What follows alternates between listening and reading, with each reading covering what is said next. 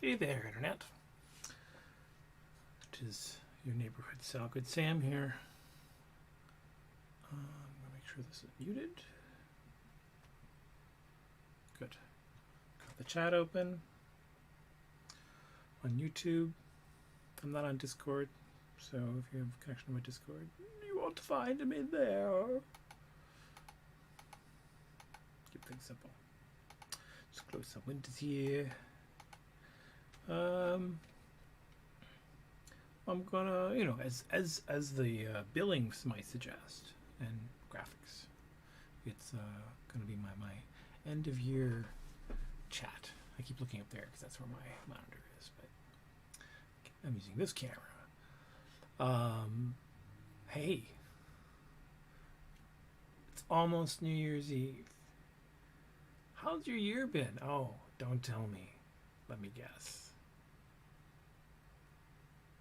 Yeah, mine was interesting. I can't entirely complain, to be honest. I mean, globally things have been cucaracha, right? Very difficult for a lot of people, including someone close to me. A few people got sick. My aunt and her husband both got the COVID. Seemed to be okay, but my aunt describes some long haul syndromes. I'm not sure how bad it's feeling, but I think she's mostly feeling good. She's a nurse too, so it's been interesting to talk to her about it. She's got a lot of insight and knowledge. Sorry, not a nurse. She did work as a nurse, but she's a doctor. And I believe surgical nurse is the thing I'm thinking of. And my grandmother's birthday's coming up. Would you believe it? It's true. Sure. It's she. Guess what? Guess what her birthday is. First of all, her birthday is New Year's Day. Oh, where's my cursor? There we go. And she is turning. I'll give you a hint. They can legitimately get away with using one candle on a cake.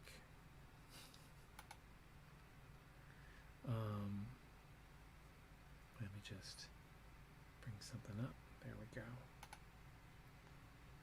So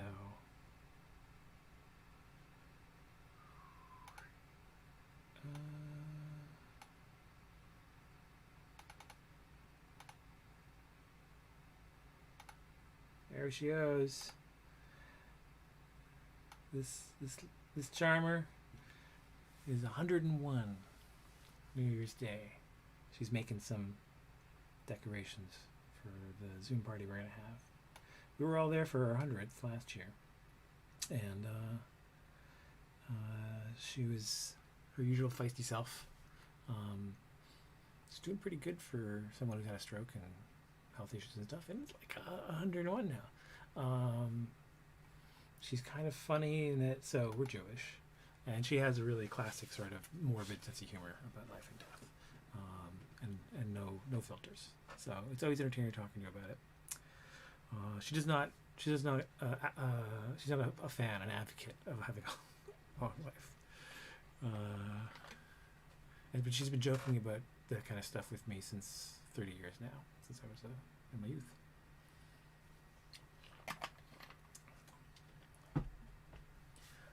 She's doing pretty good from the looks of it, and I look forward to seeing her. We recorded a happy birthday song. My cousins are like putting together a big, dozen different people singing on one video. So that should be fun. And this year was a lot of change. I went from, I just sold the Dracula book, which is now finally getting, it's got a print announcement. We were supposed to get printed through Comixology's partnership with Kindle Direct. I don't know what happened to that, but I personally haven't been using Kindle Direct because I found the system very buggy when they first made the switch over, when I was trying to Revolver Zero. I had a lot of problems. And so I was I'm busy trying to get other things done. And I don't want that headache again. So I focused on working on the next book, which I figured would take about a year anyway. Trying to catch up unsuccessfully on commissions and things. I have a clothesline of drawings that I've done. 1, 2, 3, 4, 5 commissions, and there's like 2, 3 more left that have all been making me feel guilty because I haven't nailed them yet. It tends to be a habit of mine where I'll get the art done usually within a few months of it coming up. With Dracula stuff, it took longer than that because I was busy doing the book. But then we finally did the book. I started getting on commissions. It's not been particularly fast, but the thing I'm worse at is shipping. Getting everything packed up. I use custom packaging because the art's different sizes in it. There's no reasonably priced shipping container that I trust. I tend to make my own. I use some stuff that I've bought in bulk and build very rigid, very strong portfolio cases with bubble padding and cardboard and crepe paper. Never had a damaged piece of art. As I know, near perfect record. I think one person said that it was a little bit creased, but the work didn't get folded enough to be damaged, so it was good. That's what you're looking for. I've got one that that boomeranged. I've got to ship it to Europe. There was issues with the Paris postal system, I think. And then I've got 4 Dracula commissions to ship out and some art. It's in the book that I owe backers. And we just heard that the print edition, it's been available through Comixology for a while. You can get it digitally, and I think on Amazon as well through the digital Kindle. But I'm not 100% sure about that, but I think so. So Dracula, Son of the Dragon, Comixology original, and then the print version is coming from Dark Horse in September 2001. So it's a little while yet, but it was announced part of their partnership, so that's good. Kind of late. That project is my albatross for the last decade.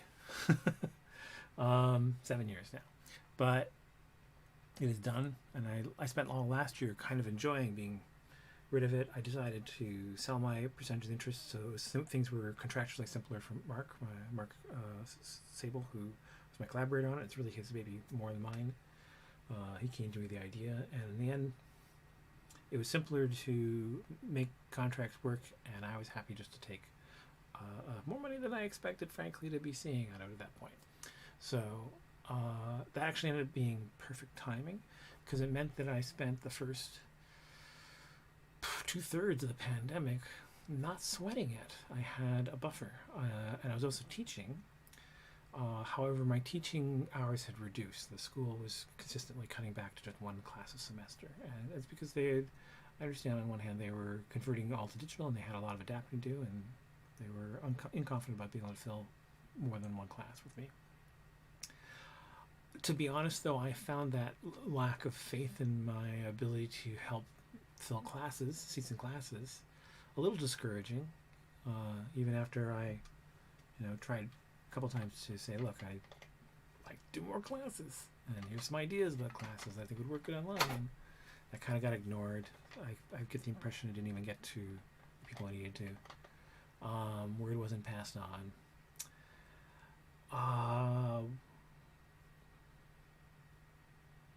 When I asked for at least more, pay more hours, pay for my prep time, that wasn't a viable option. So in the end, I just couldn't keep supporting myself on just 1 class a semester. My buffer helped, but it wasn't that much money, and it was beginning to wind out by the fall. Is that the fall? Yeah, it's about the fall. Just as I turned 50, and so I decided an opportunity to take an animation studio job came up, and so I decided to jump on that. And this is something I've gone through before, different things like just career switches. I've worked in many fields as an illustrator, as a comic book artist, as a mural painter. I had a brief stint that I was looking forward to developing skills from, doing tiled mosaic work with a studio in Montreal, but something went sideways with the relationship with the people who ran it. I thought I was doing fine, but suddenly decided it wasn't working out. and I got turfed after about a month, I think so. That would have been interesting because he was learning like design. He was applying design skills. It's craft sort of oriented, but it was also a lot of practical installation kind of work and working with your hands, which I really enjoyed.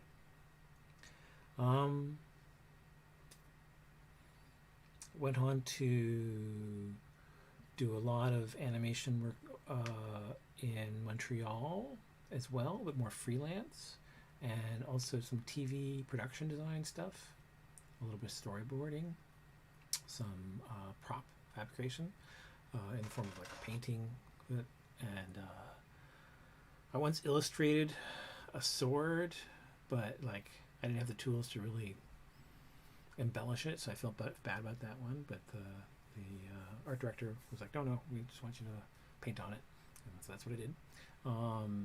Would have liked to have had a Dremel and like carve shapes and stuff.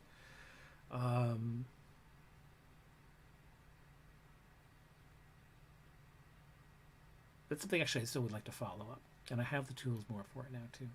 So I'd like to do more sculpting and fabricating and messing around, even if it never becomes like a professional thing. I just was working with the sander to fix the stool today.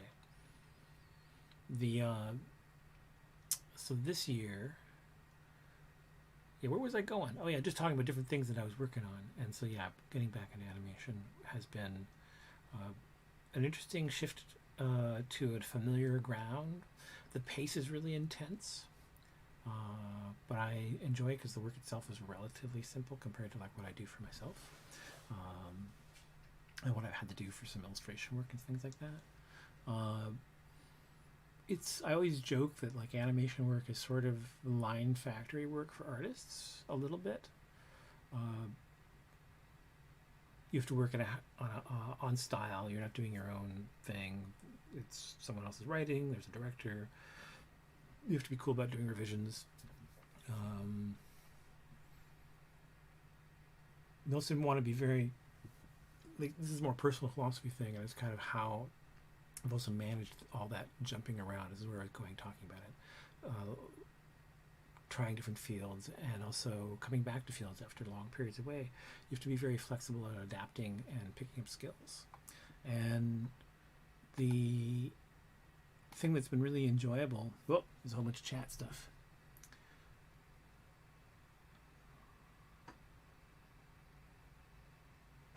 Okay, Vabakav Kilino? Need my glasses.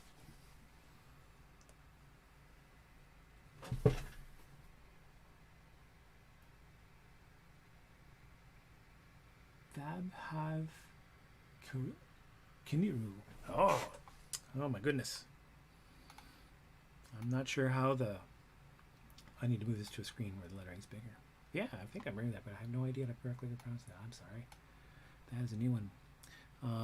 So we just left a whole string chats. Message held for review. It's okay. You can say holy shit on that feed. Yeah, 101. So I was saying, you have to be kind of flexible and able to adapt to different tool sets and different kind of work situations and be quick on your toes. And I've enjoyed that. It feels, there's real energy spent when you're learning or when your brain's working. And it does leave me a little tired, but I enjoy that feeling of stretching yourself. I've always looked at it in my art in general, like pushing things in terms of various aspects of my skill. Teaching was great for that because I became much more self-aware of the areas in which I had kind of neglected things and worked on that. And I also had to rethink about things that I knew in a way that made it possible to communicate that to somebody else, which is not as, it's not as simple as thing as you might imagine. There's lots of things that I knew how to do without being able to articulate how to do them. So being a teacher forced me to revisit them, and it also makes you find greater efficiencies with things that you've been doing for a long time as well in the process. So it was a good venue for that, but as I mentioned, like the economics of it weren't working anymore, and the move back into animation has involved a lot of adapting to new tools. So this is a long way to get around to me saying it's been very interesting. Whoops, which one? There we go. Learning this new tool. This is Harmony, Toon Boom Harmony. And these are some of the first props that I designed for the series. And I've been using them going back to work on learning how to use this program to draw.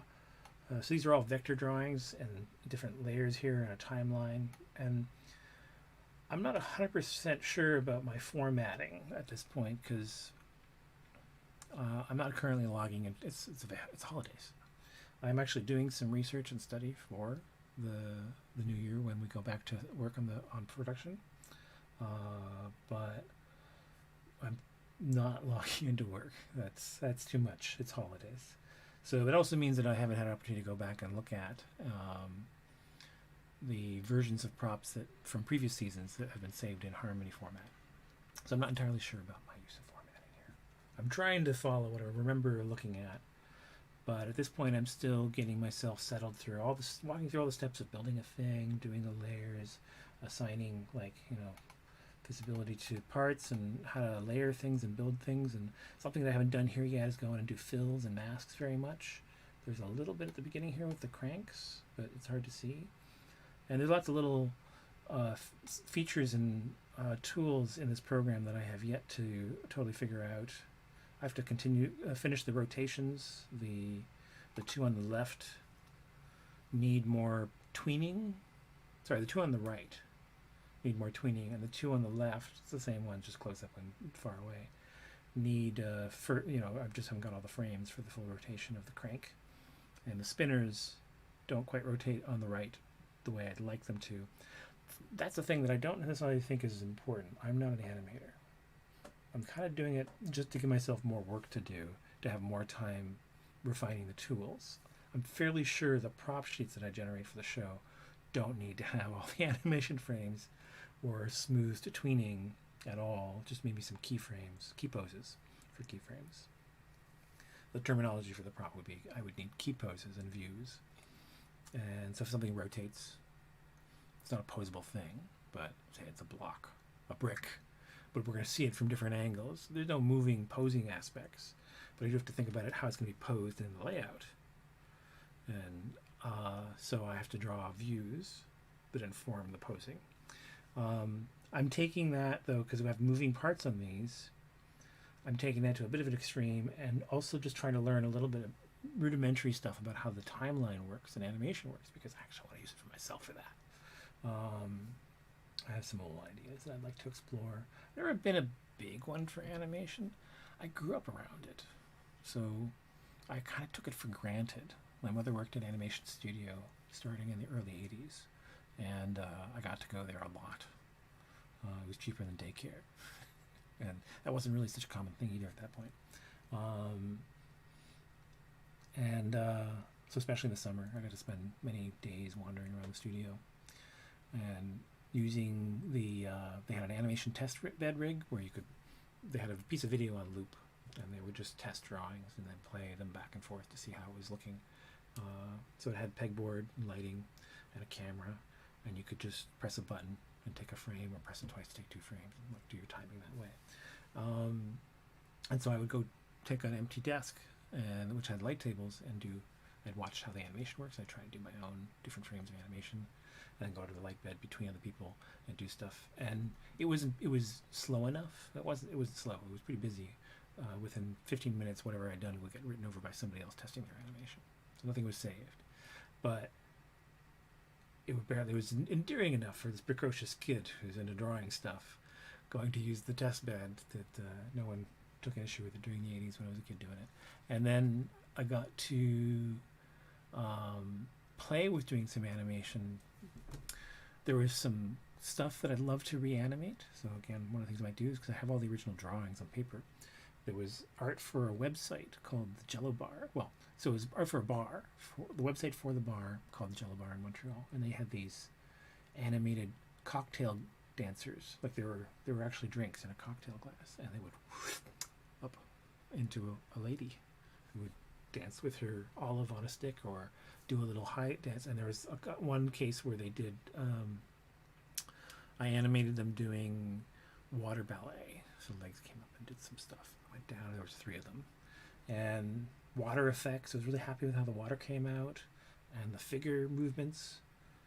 I hadn't done a lot of animation at that point, but I really like how it actually looked. So I'd love to scan that. Someone else did all the vectorizing of the art in Flash years ago, but I've lost the master files for that. So I would want to rescan them and bring them into Harmony and probably just make a raw reel of the raw scans, but frame up and make that work. Get it to my reel, which I haven't had. I also then did a logo for the same company I did that for, of a origami crane folding up for Reactor Studios. And their logo would like fold up and unfold and fold up and unfold. And I'd love to do that again. I've lost those cells. Or another origami animal, maybe a whole series of origami animals. Seems like a fun project.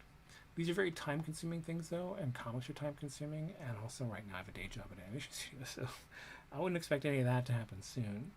But it's been really interesting learning this software and seeing the possibility for doing those things and how to do it.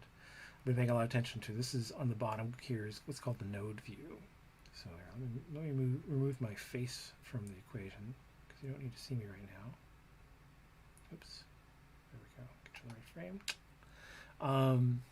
So the area in yellow is the node view of all the parts.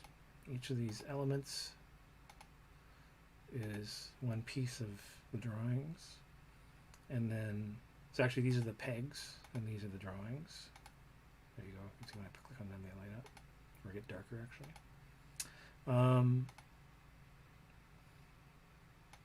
And then we've got the composite and outputs.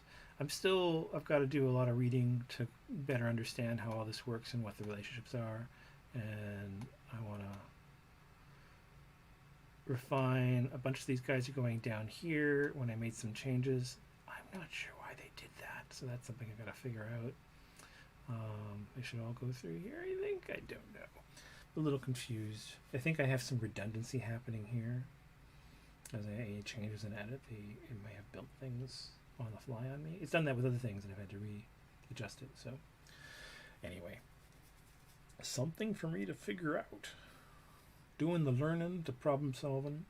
That's something we were watching a lot with applicants for the job, is that if they at least had some idea about the node view and tried to use it, tried to organize it, make it clear and usable, and we actually have a template for the job, which I believe is what I started for this one. So I'm working off a rough. That's why I'm unsure as to whether I've held to the best practices for building my node view, because this is only my second time. But I started with the template provided by my guru at the studio, an animator who's familiar with the program, Keith, and he's been giving me pointers and giving me feedback. So, yeah. Oh, there's my. Oh, interesting. What did I do? You're right, clicking on that. That's where those are from. Okay. So yeah, I was trying not to show that, but you can see there. This is a character sheet with F is for family reference, because that's the show I'm working on. So I got to spend the last quarter of 2020 as the lead designer for props on F is for Family season 5, and it's been fun. We were in pre-production up until last week, so that's getting all of the key designs done, all the rough boards for all the episodes. There are table reads of all of them, and that's important because it's not the final audio for the show. Some of the actors are stand-ins for the people who will do the actual voice, I think, and they're also just doing kind of an early run through it, and it gives us as well a sense of timing or potential timing, and then I'll take the boards and do a word for it. I'm blanking on the term. They basically animate the storyboard, and by animate I mean you're just seeing still drawings from the storyboard to the table read, and that gives you a rough impression about how things are working. Animatic, there we go, is the term I'm looking for. The storyboard animatic, and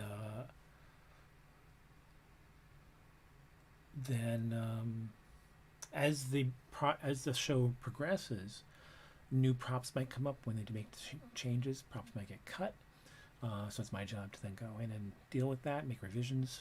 If I cut it, I don't have to do anything, just cut it. But if there's a new prop or changes to be made, I'm your guy. When we come back on the 4th, we're going to be going into full production, so I'll be having a couple of crew members added to my team. I was originally thinking it was going to be 3, but it looks like there's going to be 2, so we'll see how that goes. We have to push to get 3, as originally stated, because I felt more comfortable about the chances of deadlines then. But it should be okay. Fingers crossed, everything works out okay. That's how it always feels. And anyone who's like a young aspiring artist who wants to get in and has this delusional notion about like the masters don't sweat, that's bullshit. Trust me. There are some masters who are real chill, and it depends on the thing they're doing. Like when I'm just doing my own comics, there are some things that give me anxiety, but I'm pretty confident about the technical skills. Those things I've got a hang on. But when you're doing something like animation, you're part of a whole production team, and it's not all up to you. And on top of that, the actual look of the workload on the ground changes as it's a dynamic thing. As the story progresses, demand varies, deadlines happen, there's backlogs that create then rushes, and depending where you are on the workflow, it means that things stop and go fast. And then sit and wait and go fast and rush and deadline, and so you're crazy if you don't acknowledge. The best way to manage the stress is to acknowledge that there's going to be stress, and then have an answer for the process that you deal with when confronting the process, like confronting the nature of the process, which is that stop and go and intensity at times, and dealing with the crush of production is, it should be manageable anyway, but that's productions, the producers, and the project managers, depends on what they call them, different productions do. We have coordinators and producers on our production, and hopefully they've managed it well, and the workflow is pretty manageable, or on the fly they deal with problems when it comes up well, and you gotta just be ready there to do your bit when it comes to your table. This, by contrast, is like, I think a lot of people get into the arts or look at the arts and imagine things are more leisurely. When I joked about animation being kind of like a factory job for artists, that's one of the reasons why it's not an animation. It's definitely not at your leisure, unless you're doing it for personal enjoyment. So, yeah, that's I guess where I'm going with this too is like, compared to what I've been doing for the last 7 years, I always tried to put in about 4 or 5 hours a day on work when I was doing freelance. On staff, I have to do 8. So right off, I have to push myself harder than I was when I was managing my own time. And then the hours that happens during the day are tricky because I'm actually more of a night person. If you notice my posting schedule versus for Eastern Standard Time, you'll have noticed that I tend to be up in the evening. I spent the holiday last few weeks, last week and a bit, sleeping in a lot, catching up, getting rested, because I've managed okay switching to getting up relatively early. Some will laugh, but like for me, somewhere between 7 and 8 is quite early. I've actually mostly been pushing it to like 9 o'clock and then getting up and quickly clean and ready to go and at the desk by 9:30. There's some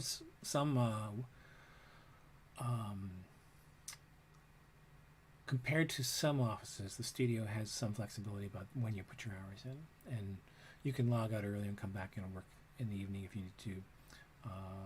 But having to get up in the morning, especially for like meeting days, you just absolutely have to. You can't kind of mosey in at 10 or something. That's been tricky to maintain because it's not my body clock's normal time to wake up, and mostly been good about getting bed at time, but because I'm not on my clock, my sleep is less solid sometimes, or I wake up more often, and I'm not always able to just fall asleep like I'd like to. There's also external circumstances to go to that. We have cats. My wife's an insomniac. Those are added complications. So I think definitely that's been a challenge. I think this year I was doing mostly good managing health issues. I'm diabetic, and I just need more exercise. But the last couple of months, not been my best. I need to get out for more walks, which is just tricky after you spend 8 hours at a desk. So I'm probably going to have to break mid-work and go out midday for walks in the winter. But fuck it, I'm Canadian. Hey. A friend of mine, Jonathan, once sent me an audio letter. I don't write a lot. Dyslexic. I kind of avoided it as a kid. I do email more, so typing I'm good at. But handwriting was always a challenge for me. And I didn't write long letters. And so my friend Jonathan started sending me audio tapes as letters. And I tried to send him one or two back. I think he definitely sent more than I did. But I did audio stuff back then, so it seemed like it was a good plan. And I got one very entertaining one from him, and it was the sound of him. He was at his family land, which is a log cabin outside of Belleville, middle of the winter. He was having a difficult time being around the family direct, so at that point he was sleeping in some sort of improvised shelter in the woods. And the audio consisted of him crunching through snow, going on about, I'd like to talk to the fucking ancestor of mine who thought it'd be a good idea to move to bloody Canada. In the snow, in the woods, with wolves. It's fantastic, man. It's fucking fantastic. It's a little bit exaggerating, but there were actually the sounds of wolves in the background. He was hearing wolves howl. Yeah.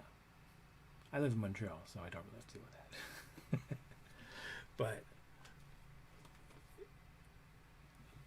it's important to be prepared to deal with the cold if you want to live in this country.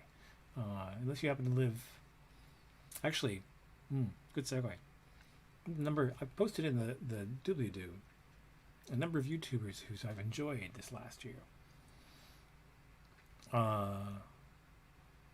And one of them, the top of the list, I just caught in his last broadcast this year. Simon. Ooh, blanking your last name, Simon. Finding Simon. That's the YouTube channel. Simon. His last name is...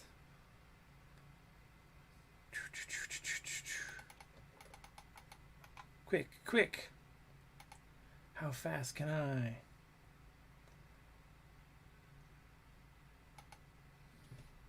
Not very fast at all, apparently. The Canadian Nomad. That's not helpful at all, damn it. Well, Simon something. He's like a kind of roving guy living in a van into motorcycles who's doing the van lifey stuff for a bit there. And then he went and bought himself a Warren catamaran that's seen better days. And has started... Oh, there's a whole bunch of new photos. Cool, I gotta check that out. Has started posting his progress. He's been doing it for 3 years. Converting this thing to become a solar adventure raft. I'm being joking. It's gonna have a sail, but also like a windmill and huge Biminian roof with just a shit ton of solar on it. I look at some of the stuff he's doing, and I think, like many people, I wonder a little bit about structural issues. But it looks like, and he's thinking about it, and he's doing some pretty hefty stuff. I'm just looking at this crossbeam right now. It's one of the main struts for his deck, and there's like 3 or 4 of them in the structure that hold the hulls in place. And the thing's got a huge. He's a very tall man, from what I understand, and so he's got a few inches clearance in the main deck, and that's unusual for somebody his size in a boat. Obviously built to fit. And I've been watching since like the episode where the bottom fell out from under them one night. You have to go look for that, and seeing it slowly go. It's very entertaining. And then I've also included, let's see, tell you guys, I've got, of course, Adam Savage Stefford, who I watch pretty much everything, part of the full Clean Play Club. You know what I'm talking about. You watch it too. Vlog Brothers, of course, Neil deGrasse Tyson, Rebecca Watson, Ben Jordan, Tom Scott, and Tim the Traveler, Diana Cowan. I've never said that out loud, so I'm not entirely sure if I got it right. Physics Girl, very entertaining and informative. It's okay to be smart, really it is. I forget that guy's name, and I should have posted it into Thingy. He's also very smart and entertaining. And The Take, that's a series that does critical film reviews and talks about narrative tropes and stuff, and I enjoy their take on things quite a bit. And yeah, those are the ones I posted. These aren't like this isn't an exhaustive list, but those are people who I spend an inordinate amount of time watching. I usually just queue up a whole bunch of stuff on the screen that's over here, and through Chromecast, and just stream stuff all day while I'm working. So I still watch some TV, but that has become definitely secondary to my YouTube streaming. Yeah, I was very rambly. I'm sorry if that bothers you, but all to say, like the last year has been me sitting at this desk in one way or another, teaching classes, doing a little bit of illustration work, and a lot of that's come up. Interesting opportunity with a YouTuber that I've just mentioned to do some of their banners and branding and stuff, but I'm not going to get into that until I get actually some of it done and there's something to say. That's come up, but on the whole, haven't been doing a whole lot of that this year, and was a little worried about how it would go, but then the studio work came along and it's been great. And then there are probably better paying animation studios, but this is a good one. They're pretty solid for the flexibility and work. I need to work on making it work better for me for health reasons, get more exercise. If you're diabetic, you're very familiar with this. Like, you can just see it right away in your meter as soon as you get up and walk for 30 minutes. You know, just burn some sugar. I'm trying to work on the diet thing too, but if you're not actually using it, it still gets to be a problem. So it's not a very New Year's pledge. I don't believe in those things, but definitely a goal for the next, well, the contract's till April. The next bit is to make sure that I balance that a little bit better and get out during the day for a walk.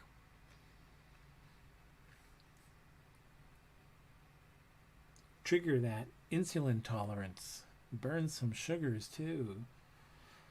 Be healthy. Do more. Better, faster.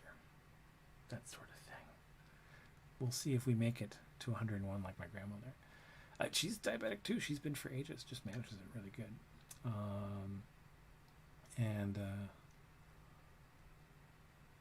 Yeah. Let's all hope for everyone. I'm looking forward to getting that vaccine as soon as it shows up. But from what I understand, the current rate of, this is in Montreal and Quebec, the current rate of distribution, it'll take like 7 years. So it's definitely going to ramp up. But I know they're just doing first wave and like critical first responders and the elderly right now. Hopefully I can get in on the second or third wave because I am somewhat more vulnerable being diabetic. But once that's sort of settled in a little better, I'm hopeful that things will adjust. I've got a lot of, I think, like the end of the last 7 years in terms of the work arc and stuff. I've got a lot of organizing and filing to do and cleanup in my studio. It's not too bad right now, but like also just specifically, I'm shifting from teaching to doing what I'm doing now. I want to change things around and facilitate some secondary workspaces so that I can kind of have things, projects I'm working on, separate from the day job, which takes over my main desk, that I can just have open and ready to go when I'm not at work. I've created a nice little people joke, a cockpit in this corner. I've got 4 monitors, including my tablet, lots of lights, the cameras, the mic for good audio for meetings and for the stuff. But everything else right now is kind of semi-storage utility mode. So I need to open up some space, reorganize, probably chuck some files, and take care of some overdue paperwork and get things more ordered and sorted. There's a lot of like making stuff that I want to do, like actually making. I've got a table saw that I need to build a mount for and housing to catch the dust. I haven't really been able to use it. I bought it like 3 years ago, and it's been sitting there waiting to get utilized because I don't have a proper place to put it. And technically I could do it on the floor, but it's just messy and problematic that way. I want a rolling workstation that brings it up to height and then also has an extending support tabletop that'll fold down while I'm not using it. Pretty basic design. I already did the sketches, but I just haven't had the wherewithal, or more importantly, I guess, like the need to.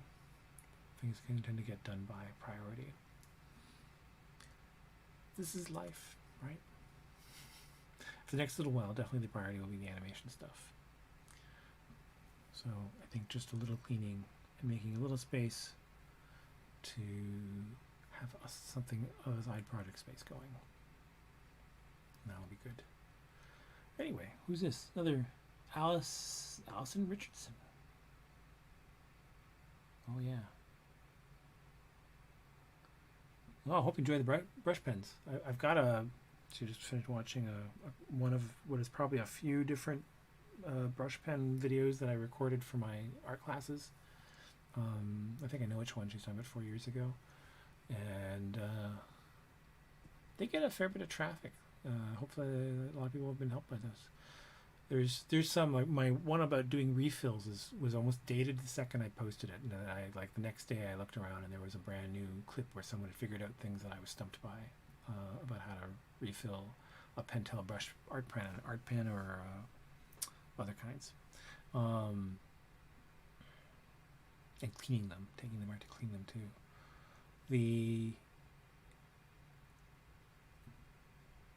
I haven't really been using my brushes and pens for a bit. I will. It's not like I've given them up, but the animation job's all digital. So I've been on my tablet almost exclusively for most of the last 2.5 months. Yeah. It's not necessarily a bad thing, but I will look forward to getting back to working on paper. I'm going to definitely, I think the thing that I was talking about that I'm going to be doing for YouTuber, I'll probably be doing some of that rendering on paper. Yeah, possibly.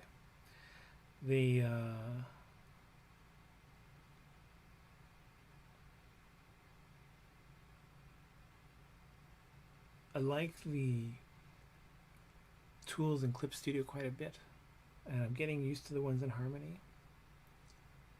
But there is a definite, like, it's hard. It's a hard thing to totally put your finger on what the tangible difference is. But a lot of it has just to do with the feedback relationship you have with a brush in your hand on paper, and it's very immediate and organic and non-linear. Whereas the process with any kind of digital drawing is inherently somewhat hierarchical and linear because of the structured nature of software and the tools you're using. They're mechanical. They're not analog, even when they're very high, level sensitivity. But it's still not the same as analog, or as chaotic.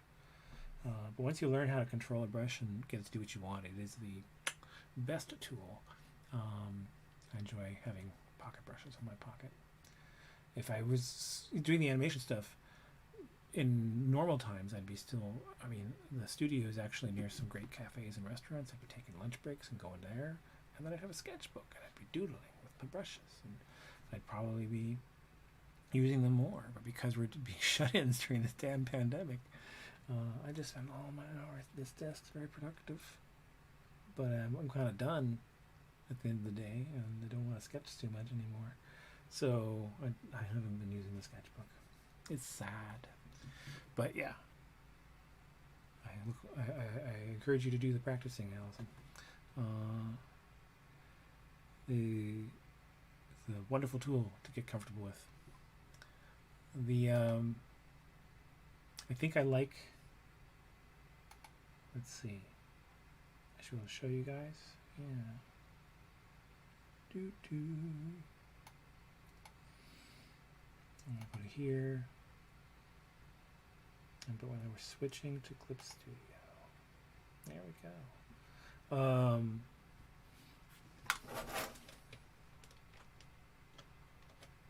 Oops. Okay. Yep.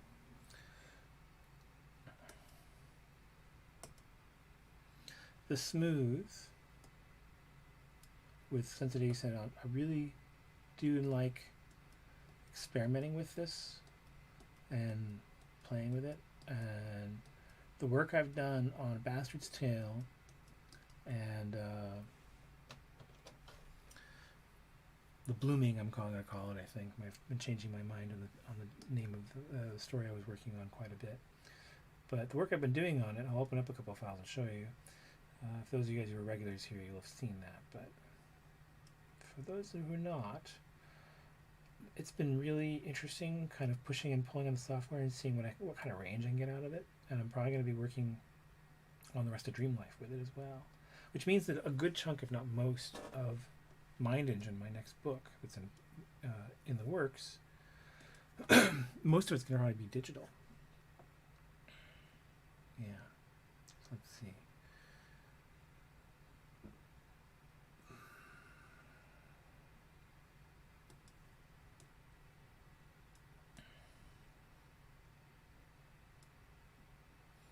So this is a very clean,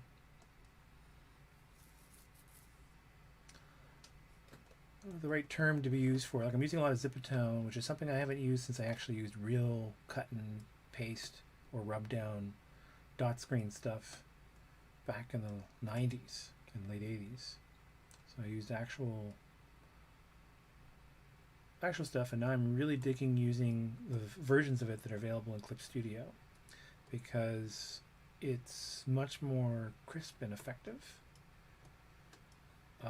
than any of the other attempts to do that digitally. Like, there's sort of ways to do it in Photoshop. I just don't like it as much in Photoshop. It's like, especially like, look at the subtlety I was able to accomplish here. So a lot of that with a very clean line style of drawing. There's some variation in line width and stuff. I usually use for that the pencil, a soft pencil or a technical pencil. And then a mix of brush too, like some of the heavy line here is brush as well. But that's because this is a tree and it's all organic. That's one of the things I do, like on ink with paper. Like, I really like using the brush pens or brushes for organic stuff on paper as well. So for this tree, there's a very good chance a lot of it would be that. And the dry brush I did for the barks.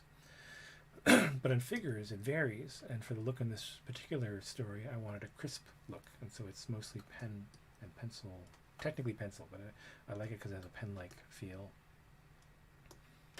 Also a lot more true straight lines than I usually do, because normally I freehand them, but I find it, well, I can sort of freehand a straight line on digital because of just this constraint on resolution. You get small elements of wiggle and waver, not too much. Not like so much an issue with the tablet. It's just like, because there is a plank scale that's much higher than reality, or larger, I should say, than reality. You see it. You see the plank scale of the digital. For those physics nerds out there, you know what I'm talking about. And so using the straight line tools, just like a dot and then shift and dot and getting a straight line drafted out of it is much more efficient for things like these planes. So I'm getting a lot of harder straight lines out of that. Although you can see me going back in and doing a freehand secondary line, which helps keep it from being too crisp and also suggests the fact that there's a crevice there with different, and I've gone in and done the edges a little bit and those details. This is brushwork on the hair, digital brush. So again, on the current tool that I'm with, the brush, the smooth setting usually. And then drawing hair and highlights and locks, which is always my hack for how to draw hair, is to think about the structure of the locks of hair. One of the things I really enjoy about the digital drawing is the ability to just keep tweaking likenesses till they feel like they've settled in right, which my fuck it clause for doing that on paper is a lot shorter. Hi Canos, I am fine. When I'm working with a pen or brush on paper, I do it in the first, I try to get it in the first go, and then do minimal messing around work. And so I put more time into the rough, the underlining blueprint for what's going to happen with the ink or pen, so the path is laid out fairly cleanly. Don't want to be too tight, but I want to see where my marks are going to be, and then try to render it once with brush as much as possible. Not that I don't use white or white paint in revisions and stuff, but I loved scanning my work on paper into Photoshop and using Liquify to give it a plastic surgery when I don't quite like the shapes. But with the drawing in Clip Studio, first of all, there is a transform form feature. So when you select something, let's see, go on these panels, get figures, edit, transform, mesh transform. Mesh transform is pretty tight. So that's all these figures here on this page. And over here I can increase my numbers of vector points. So instead of having a brush, you have these control points, which allows you to grab and push things around. And that's great for tweaking and refining things the same way Liquify is. And I also have, you want to watch it with the infinite zoom, with the ability to go in really tight, which is something that, even though I have these things now, I'm not as good as I used to be. So it's nice to be able to enlarge the art. I put myself in this page, by the way. There I am, my shoulder bag. So that project, that's been fun, sort of exploring the crisp, tight tools. But then I'm also doing a big entry to A Bastard's Tale, which is a memoir project about my childhood. And that, I really like the way, and it's tricky because the page I'm working on right now, which I'll show you guys next, is detailed enough that it's been hard to keep it organic. It's getting overworked. But I really liked how this page came out. Very fast and gestural, and it's right on the nose for the style that I want for this story. Some like wash brush effects and sketchiness. This nice mix. Very happy with how that's coming along. This page, I don't dislike, but I feel like I'm deviating from the project's aesthetic a bit too much. I need to when I go back to it, and figure out how to rein it back a little bit. It's a big one. And part of that also is because the process of drawing it, because it is more detailed, has been interrupted a bit more. So I've been doing it in more pieces. And the upside of that is I could probably animate this. Everything, the corn, the figures, the moon, all of this, the sky. They're all in layers. I could totally animate this stuff. But I like it. It's not bad. I was pretty happy when I left it. But I'm really wrestling not overdoing it and making it too tight. The green is rough work, and I have to do all that. It's corn. And I want to make this translucent and bleed together, create a mixed reality, which means I think I need to introduce an element in the foreground here that actually will overlay.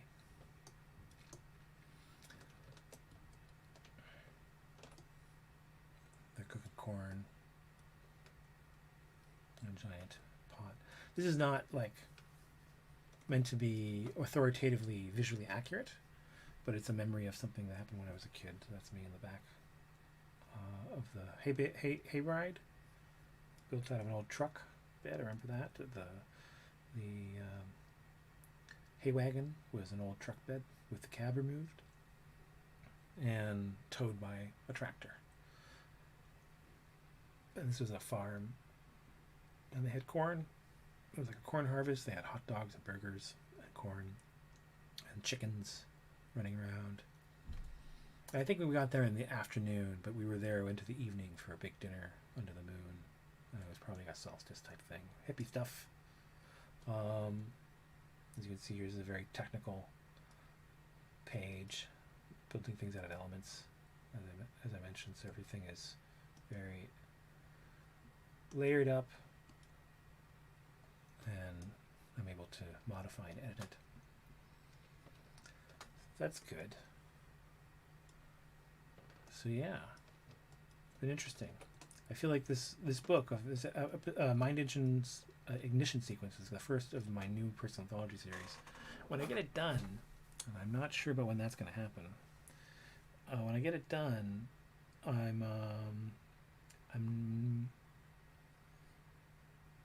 feel like it's a benchmark piece in terms of there's noticeable refinements and evolutions in my work that have come from the advantages of working digital. So it's been a good thing, net plus.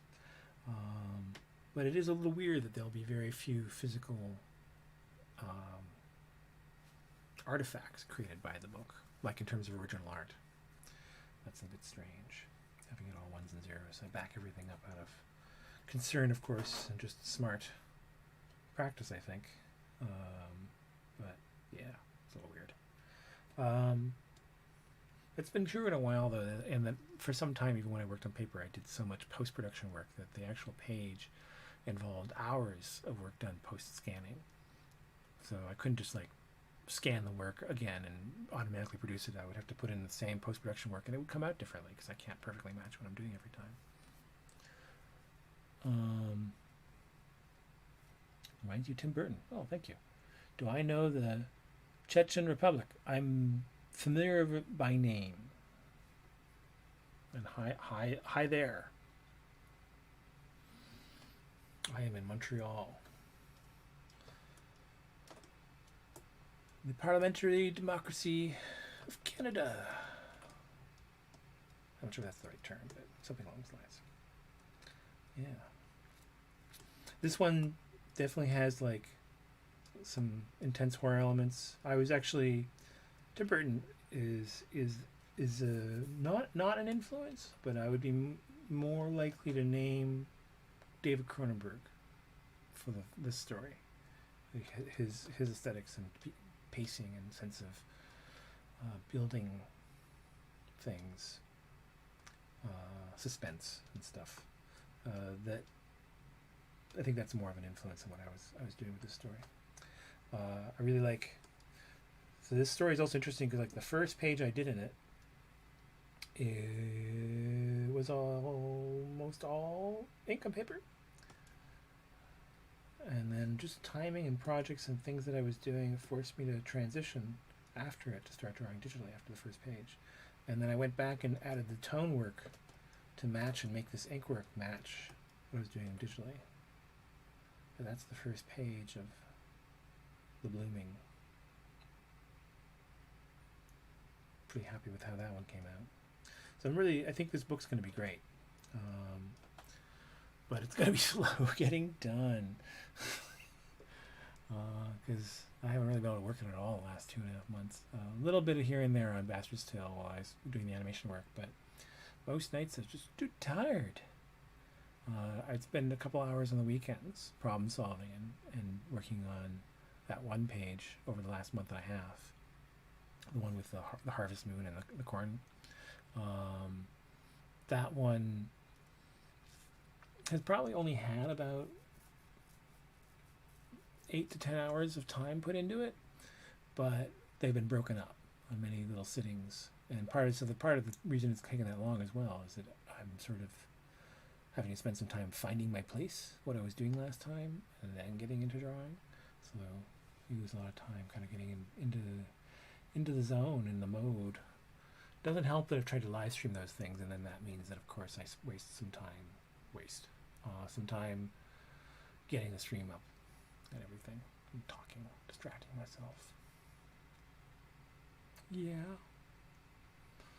But that's what I've been doing for the year. I think that kind of covers everything. All the machinations and the work. So the classes I used to teach, I think I'll come back to teaching, but I definitely want to. There was a lot of things I wanted to modify and tweak and change about my classes. But it was a little difficult. They would evolve over time, and a lot of times you were just adapting to the students you had. So they actually pretty dramatically at times evolved from semester to semester significantly. But that's supposed to be, there we go, done.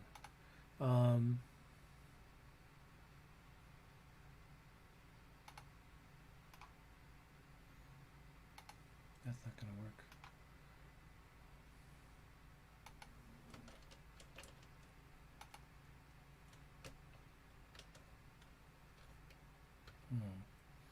I should move it to another window that's the right shape.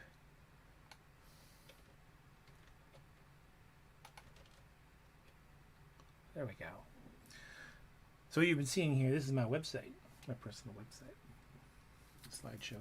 Got some Bastard's Tale art. So yeah, the classes I was teaching. You can still see here. I wanted to use the visual aid. These were the end of course certificates for the courses. So I had dynamic drawing, which is a sort of general art class, and making comics, and intro to cartooning, which are both comic book related. This was more the drawing class, and making comics was more theory and writing. And I still have the websites that I built as essentially online course books, resources for the classes. I could just give the students a link, and a lot of the classes were built around, or these describe things we did in the course. And they're going to stay up. So if you've been using them for reference, dynamic drawing and making comics are probably the most heavily trafficked to the sites that I've built. There's no advertising, and there's no, I'm not making anything from them. Which is, I should probably do something about that, but I kind of like keeping them ad free. And it also makes it easier in terms of along with my own instruction, I'll link to or highlight stuff by other instructors that I really like. So this is a post of George Pratt doing some ink work, and this is Peter Han on drawing exercises that are very similar to the ones that I talk about here with pattern exercises. He has a very similar pedagogy and methodology for practicing your rendering as that I was taught and teach. A lot of drafting oriented and kind of calligraphy based skill repetition, refinement, motor control, and gesture drawing, and yeah, slightly different philosophies. Although I think as he's aged, he's a little younger than me, and I've been following him for about 7 years since I discovered him. So when I started my course dynamic drawing, there wasn't a class by that name yet at the school, but it was essentially exactly what the administrator said they wanted, and I was unaware of any other dynamic drawing classes because I just wasn't paying attention to the sort of thing. I didn't teach, but he said we'd like a dynamic drawing kind of class, or a class about dynamic drawing and gesture, something along those lines. And so that was just the words that stuck in my head. I realized later on that he's probably partially basing that on his awareness of Peter Han. But we went with, and that was partially the school's choice, is just to call it dynamic drawing with Salgood Sam. So the class that I taught was called that. And I didn't do exactly what Peter does, but there was enough overlap that I thought it was smart to acknowledge his work and reference it. But one of the reasons I don't put advertising on here is it would get complicated if I was posting his stuff on my site, and like what I've posted here is his videos. So I'm directing you to his YouTube channel and stuff. But if I reference it and post it here and then also have my own ads on it, it feels a little bit complicated and inappropriate. So I'm more comfortable sharing this stuff for the teaching benefit and then not having it be a commercial thing for me. It's just for the students. So that's still up.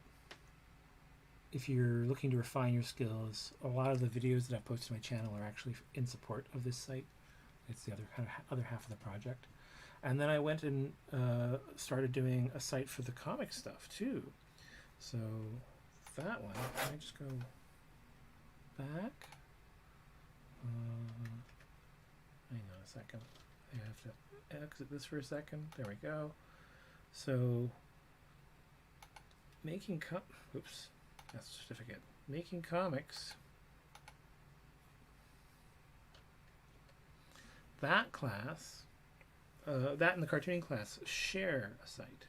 So this took us to the course page, but let's go here.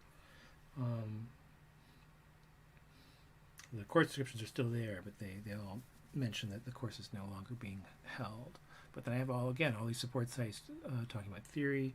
I think some of the ones I'm the proudest of are my interpretation of the I think I've actually got 8 steps, the 8 different types of juxtaposition. And this is a philosophical piece. A lot of these are philosophical pieces. Oh, here we go.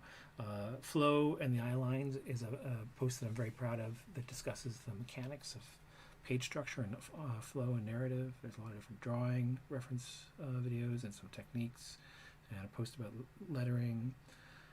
This is about funding, which is a challenging thing. It's very kind of Canadian-centric because I talk about grants that are an option for us, but possibly useful information there. A lot of this needs to be updated pretty badly. Every time I read it, too, I find typos. I'm dyslexic, so, it's going to happen. I've just learned to accept that. But it's gotten pretty good. Again, non-commercial site because I'm sharing other teachers and resources stuff, so it gets complicated. I'm trying to commercialize it, so I just don't. These are going to stay up, and I think I'll come back to teaching, but I'm going to probably look into trying to pre-record courses and offer them through either Patreon or platforms that let you just have a class that people can sign up for, but then they use mostly pre-recorded lessons, and then there might be live one-on-one work is what I'm imagining. So they would use the coursework, but then show me their homework, and I'd spend one-on-one time with them. I was really challenging to do my own, though, because I found students to be very irregular and difficult to find people who are willing to put in the work, and that's kind of part of it. I want to have I have to figure out some sort of screening process for getting students, but then that's a tricky thing because you're trying to get students because that's your working model for anyway. I'm not sure that that's something I'll end up doing for money again, but I might set it up, do the courses recordings and set it up and see what happens. I'm not sure I want to have to actively push it, so I'm envisioning it as a bit of work to formulate and put the classes together. They'll probably be like short little classes, 1 or 2 hour type deals that people can do piecemeal a la carte. So I'll focus on a subject or an increment of knowledge regarding a subject, and then just put them up as passive income, hopefully. I don't know. It's going to take some work, take some doing, and that's a future project. But in the meantime, yeah, classes are the class sites remain a resource that you feel free to explore. I believe in the doobly-doo for this stream. Let me just check as I say. I believe there are links. Ultimately, yeah, if you look at the link tree, I'm fairly sure that's what I did. Oopsie. I closed the window. I want that window. There we go. Need to go out of that mode. So yeah, let me just kill this for a second. Oh, blackness. Black like my soul. No, not really. Yeah. The description text. That's where we're going to look at next. if you go to the link tree, I believe the class sites are listed there. And then also,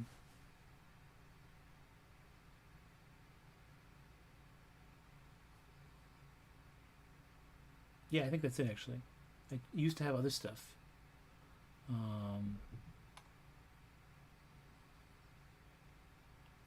But I put everything that's important over on a link tree, and now I had one place to send everybody.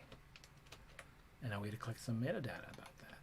Because, you know, we're all spying on you a little bit. It's true. It's true. We're all looking into your business.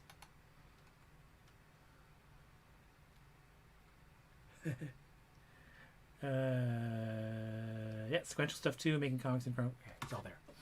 Just verifying. I feel more comfortable now. Asserting this certitude. Open that with the chat window. There we go. Bring the chat over here.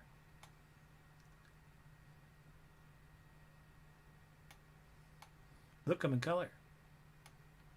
You can see my zits.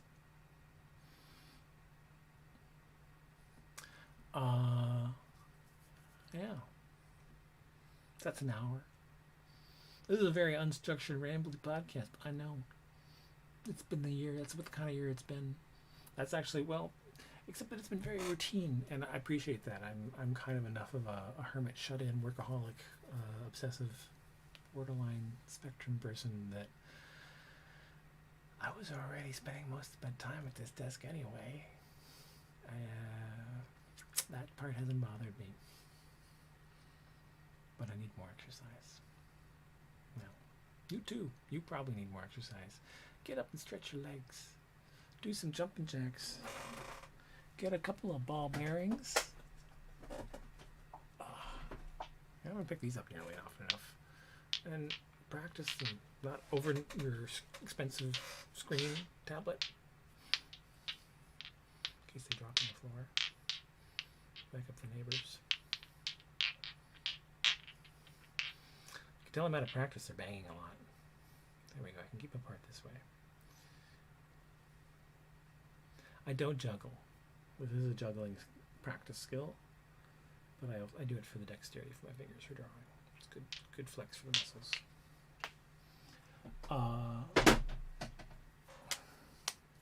Lift some weights. Put on tunes and dance. Enjoy 2001. Get yourself vaccinated. Stay safe. Clean your hands. Wear a mask. You can get my shirt about washing your hands. That's already in Society 6. I don't get nearly enough for these things. But I gotta be honest with you. I'm not loving how quickly these wear out. But I haven't had time to find a better manufacturer. But I like this shirt.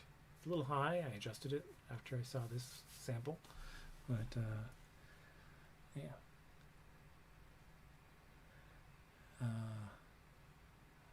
Yeah, that's it. Have a good evening, all 5 of you. Hope your 2001 it's a low bar, but may it be infinitely better than 2020. Not 2001, 2021. Merry Christmas, Canos. Yep. Happy Hanukkah. It's over already, but that was my thing. And New Year's. Happy New Year. There we are. There we go. Good night.